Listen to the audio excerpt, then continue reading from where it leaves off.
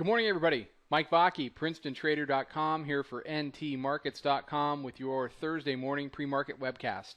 Okay, we're looking at a daily chart of the ES, and we talked yesterday about how the green line there, the middle Bollinger Band, going on 3 days, was resistance. And it had already been tested once back here on June the 4th, and it was resistance there, and it caused a move down to the third standard deviation band. It gave you a 3-day bounce, which you would expect. Now, middle band denied it here, and we're starting to head lower again. And yesterday was just a trend down all day, no bid.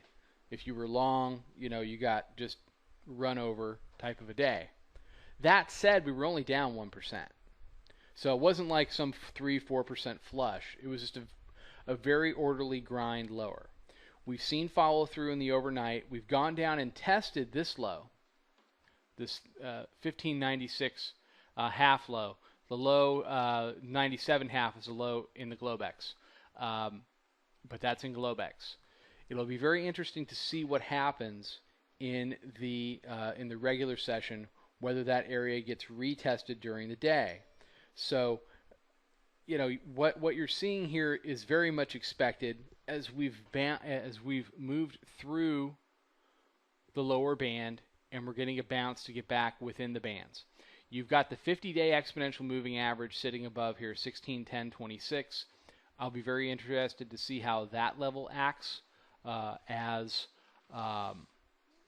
resistance, if it does act as resistance today.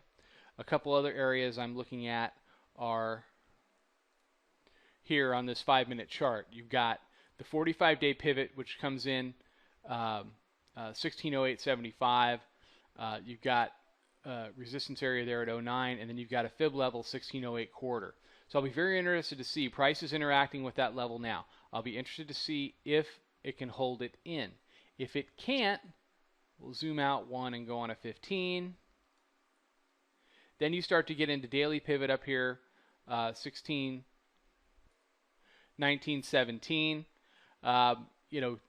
That is a big level for the bulls to get through, as well as yesterday's. We had a little bit of a reaction move up yesterday in here in the 1 o'clock hour, and that peak was 22 quarter. So those are the rungs of the ladder that you really got to climb if you're a bull. You've got to get back through 1610, then you've got to get through 1620, and then through 2223. That's kind of a tall order today. We do have a lot of economic data coming out, and we'll have to see. But the bears have done their job. They have done the resistance level at the middle band. They've established this lower playing area between the middle band and the lower band as the playing area, as the area where we're going to trade. So, at this point, you would expect a little bit of a bounce. If you're a bear, your job is to continue to hold the middle band. If you do that, then what you'll see is you will see rallies that are sold, and you'll see price ride the lower band, which is the converse of the action that had been happening for all of April, where we would revert back to middle band and then continue to reach and reach and reach for the upper band. So if that's the kind of June that we're looking at, that's what you'll see. Rallies getting sold, riding the lower band. But we've punched through the lower band. You've got 96.97 as fairly reliable support.